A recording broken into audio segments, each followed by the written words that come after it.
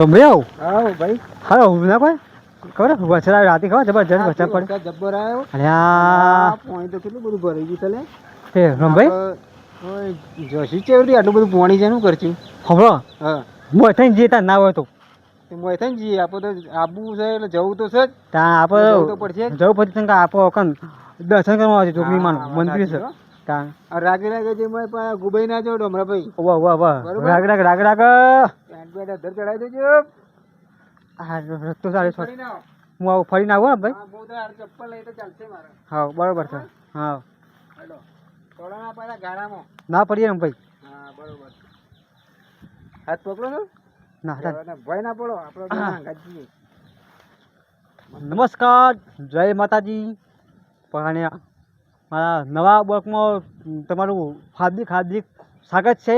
તો મેં આજે અમે આવ્યા છીએ જે જણીઓ કૂવો જોવા માટે તો આવો મિત્રો તમને બતાવીએ જૂનો કૂવો છે. હા ભાઈ હા બોલો હા આપણા છેડાઈ ગયા ને તે થઈ ગયા નજીક જઈને જોજો પાછા અંદર પાણી પડે છે ને બીક ના લાગે અંદર જબ્બર પડે છે બરોબર પાણી જબ્બર પડે છે દેખજો બરોબર હો જોઈ આ જય માતા જય જોગણીમાં.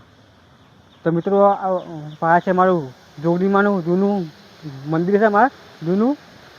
તો હાચવી જોજે પાણી કેવું પડે છે ભાઈ ગધો અવાજ આવે ભાઈ કેટલો ઊંડો છે ખાસી ઊંડો નહીં કોઈ આ તો બહુ ઊંડો કૂવો છે વાત જ ના થાય આ તો કૂવાની તાનો અવાજ કેવો આવે છે મોય જો તો ખરા હલો લે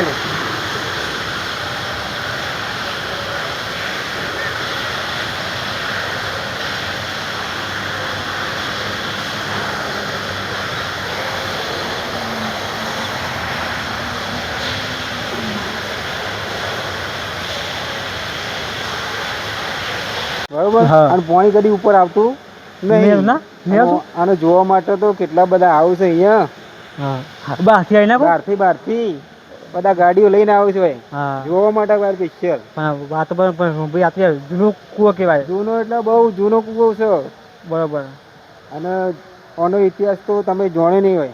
બરોબર 24 કલાક પાણી પડે અને કોઈ અંદર પડ્યું હોય ને તો જીવતું બહાર નીકળે. તો જો મિત્રો જે પણ કોઈ પણ મંદિર પડે ને તો જીવતું બહાર નીકળે. આ છત છે અંદર માતાજીનો વાહો છે જોગણી માતાનો જોગણી માતાજીનો વાહો છે બરોબર છે હા બરોબર. તો હમણાં ભાઈ એક જૂની બતાવું સિસ્ટમ બતાવો ભાઈ જે પાણી કાઢતા ને પેલા બળદિયાથી એ પેલા વયથી ખાલી થાય અને વયથી નાવો અને વય પાણી ભરાય એ બધું ખાડો રહી એમાં જાય પાણી પછી આમાંથી પેલામાં જાય બરોબર એથી પછી છે ને ગાય ભેંસો એ બધા પાણી વયથી પીતા પેલા વયથી જે કાઢતા ને બળદિયાથી પાણી એ બધું પાણી વથઈને આવો આ નેનો ઓળ રે ને જો એથી પાણી પડે ને તો બધું મોટા ખાડામાં જાય જો આ મોટા ખાડામાં જઈને પાછું એથી ભરાઈ અને પેલી બાજુ કુંડા બનાવ્યા ચાવડા નેના કુંડ એ પાણી ભરાય ને એ બળદિયા પીવું ગાયો પીવું એ બધા બેસો માટે પીવા માટે બરાબર સારામાં સારું પાણી જૂનો ઇતિહાસ છે રાજા વખત મહારાજા વખત બરાબર.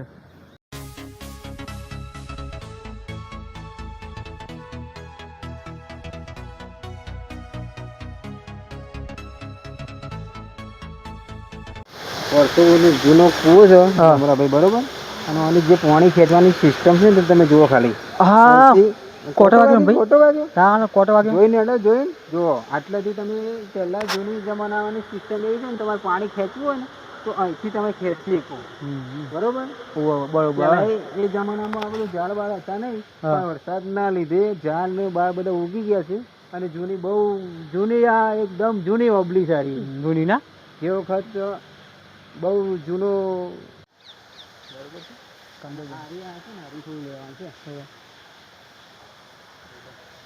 ઇતિહાસ જાણવા જઈએ ને તો પથ્થર ને પથ્થર એવા હતા ને જે તમે અહીંયા બેહો ને તો તમને બીક પણ નથી લાગતી બરોબર કશું કદું ઉગેલું નતું પણ આ ખંડિત થઈ ગયું છે બધું જોરદાર જગ્યા હતી. ભાઈ બીજું કોઈ છે કોઈ જોવા જેવું થયું તો આપણે મિત્રોને બતાવીએ. હા જોવા જેવું છે ને આપણે જઈએ ને હવે જઈએ આપણો તળાવ છે ને શર્મિષ્ઠા તળાવ એક ગુફા છે એ તમને બતાવીએ બરોબર. હા તો મિત્રો તમને હવે ગુફા બતાવીએ છીએ. બોયડું છે. હા બોયડું કહેવાય ને. હા બોયડું બરોબર. તો મિત્રો જોઈ રહ્યા છો જુઓ આ તમારે જેનો કૂવો જુઓ.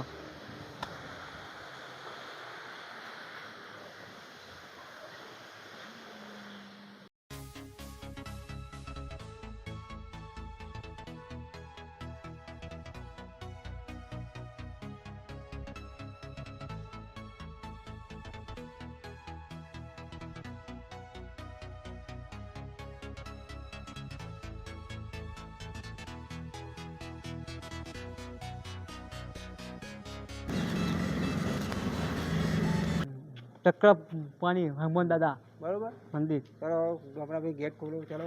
તો મિત્રો ત્યાં પણ જુઓ હું પણ મંદિર જોઈ લઉં અને બોરું જોઈ લઉં તો હું તમને બતાવું છું ભૈયા. તો મિત્રો અમે આવી ગયા છીએ. હા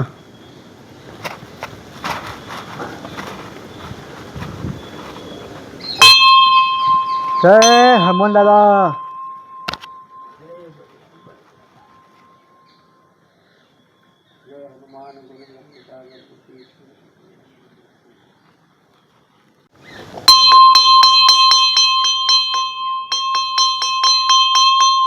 જો મિત્રો આ છે ગુફા.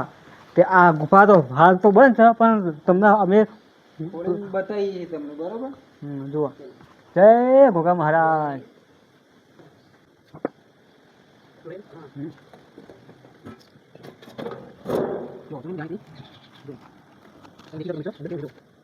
જો મિત્રો આ છે ગુફા. આ ગુફામાં ભોગા મહારાજનો વાહો છે. અંદર કોઈને જવા દેતા નથી. જોયું હોય તો તમે બહારથી જોઈ શકો છો મિત્રો.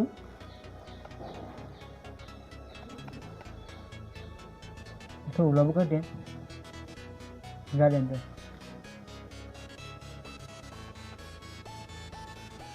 જો મિત્રો મંદિર જોવા જેવું નથી કેટલા મોજે બતાવી દઈએ. આ ગુફા છે તો બહાર નીકળે ને ભાઈ.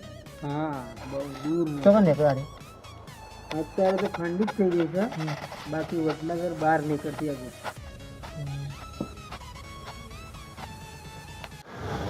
તો ભાઈ તો આપ કયું છે મંદિર? મહાદેવનું મંદિર છે આપણે જોવાનું બરોબર. શંકરેશ્વર મહાદેવ. જય મહાદેવ જય ભોલેનાથ. શ્રાવણ મહિનો ચાલતો હોય અને ગીત ગાવો ત્યારે હો नगर में जोगी आया जो छोड़ा के घर आया हो सबसे बड़ो है तेरो नाम भोलेनाथ भोलेनाथ भोलेनाथ जय महादेव. તો જો મિત્રો વા છે મહાદેવનું મંદિર જૂનું. તો મંદિર આવો ભાઈ બતાવીએ. આવો મંદિર દર્શન કરાવો. પાણી ભરેલું છે. જય મહાદેવ જય હર મહાદેવ જય મહાદેવ. હરિઓમ તો ભાઈ આપ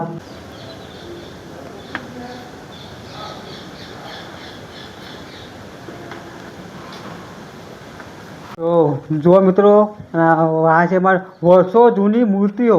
તો ત્યાં પણ જુઓ છો જોઈ લો.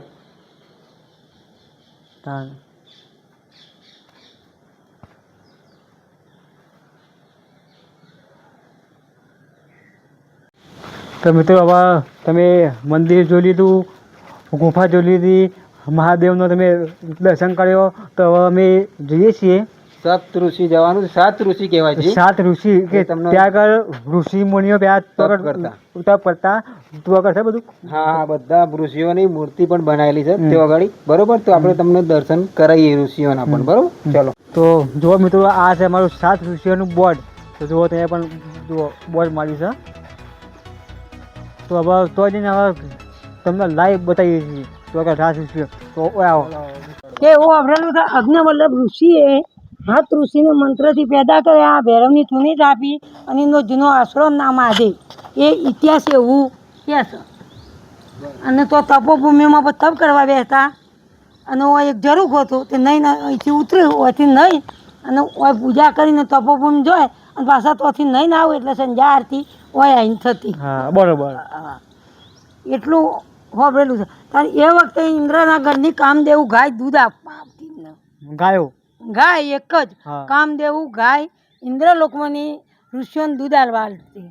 ગૌતમ ઋષિના ઘેરથી એ ઋષિઓનું નામ નહીં યાદ પણ એ દૂધ આલે એનો પછી આકાશ માર્ગે જતી રહે એવો ઇતિહાસ વાપર્યો છે. હું કોઈ જોયો નહીં. બરોબર. પછી અખ્યા બચેલો હતો એમના પાસે તે એની અંદર જે પોણી ભરીને હોય લાવી અને હાથર ઋષિઓને જમવા માટે સગવડ કરતો અને એ ઋષિઓ એ વખતે એવો ઇતિહાસ કહેવાય. પછી બીજા નંબરમાં એક અખ્ય પાત્ર જે યોગ્યના પાછળ આવે ને એ હતું તેના ધૂણા ઉપર મૂકી દે હું કોઠલો મૂકી ઢોકી દે એટલે ઇન્દ્રલોકથી સરગમોની એમના માટે જમવાની જે ઈચ્છા કરી આવતું. બરાબર. આટલું હોભળેલું બરાબર. આ બધા આવું જોઈને વાતો કરે.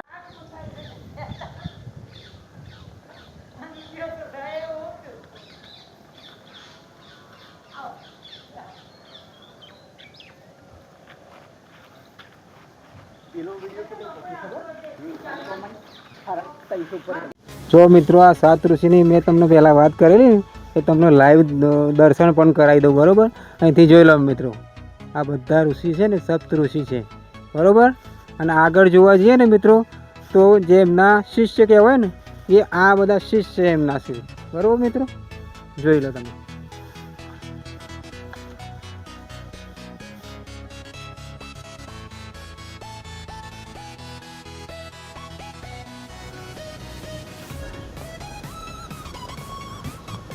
મિત્રો તમને 7 ઋષિના દર્શન કરાયા. જે આવા દર્શન કરાયા પછી તમને આગલા બ્લોકમાં અમે મળશું બરાબર મિત્રો. તો વિડીયોને લાઈક કરો, શેર કરો અને સબસ્ક્રાઈબ કરવાનું ના ભૂલતા. જય માતાજી.